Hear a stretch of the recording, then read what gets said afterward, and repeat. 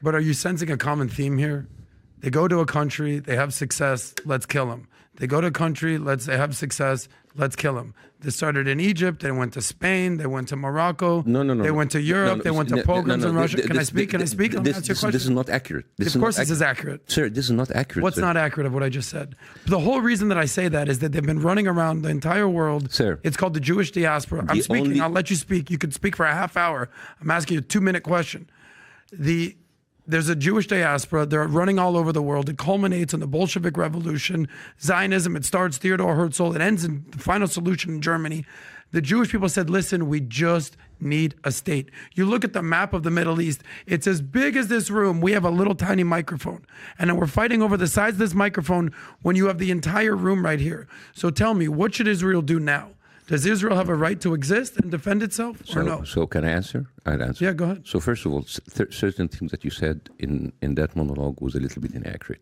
Yes, they were treated badly in Europe. They were treated badly everywhere. And they were not treated badly in Spain because that was under the Arab rules. Of course they were. It was called the Spanish Inquisition. Yes, Look it up. Yes. Sir. The Spanish Inquisitions was done by the Christians against Muslims and Jews together. Okay. Muslims and Jews were sitting together. But it happened is what I'm saying. What I'm saying is, before the Spanish Inquisition, Jews lived in the courts as ministers and as poets and as scientists under the Arab rule in Andalusia.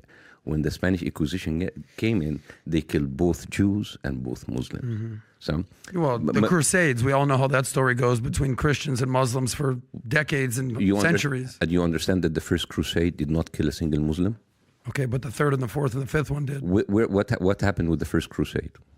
Enlighten me. The first crusade came out from England and they killed 2,000 Jews in Europe. They didn't even make it to Jerusalem. This is how bad the Jews were treated by the Christian Europeans. And as a matter of fact, Jews did not find refuge unless they found it in the Arab countries. I'm not saying that they were perfect, but if you compared what the Jews were enduring in Ukraine and Russia and in Western Europe and how they lived in Baghdad and Egypt and Morocco, they were much better. But this validates the whole point of why the Jews need Israel, because every country they go to, they're going to be run out of town or killed. At the very least, they have their own country, so they could say, at least we have safety here. Every country, every story that you just mentioned, Bاسm, is them being killed by somebody, whether it's the Christians, whether it's the Brits, whether it's the Ukrainians, whether it's the Russians. The whole point of Israel is like, we can no longer just rely on other people's niceties and empathy to not be murdered. Okay. So now we need a state of our own.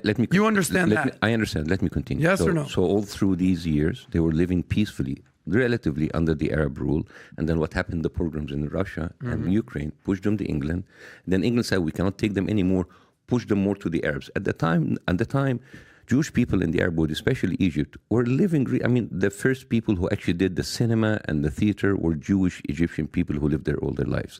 Jews, Christians, and Muslims were living. Right now, the department store, like our version of Macy's and Target, they all have Jewish names because they have part of the fabric of the Egyptian society for decades, way before the Jews from Europe came.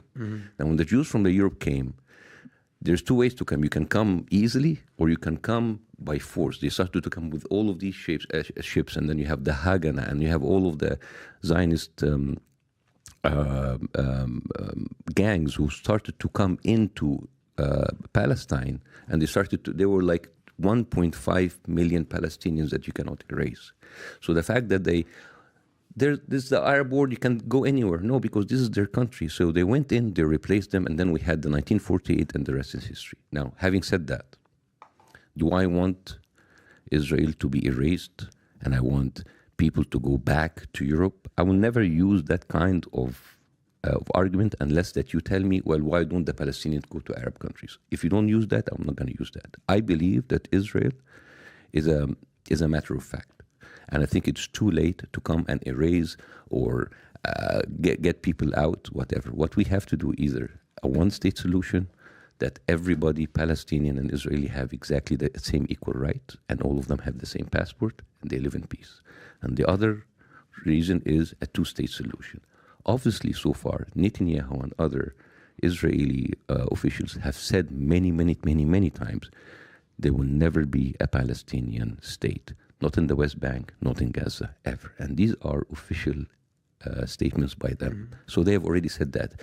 You sometimes people accuse Arabs, but we do not want the state of Israel. They say we don't want a state for Palestine. So you have this. As long as you think that this is your land only, and those Palestinians are indispensable and they can go other places, you will never have peace.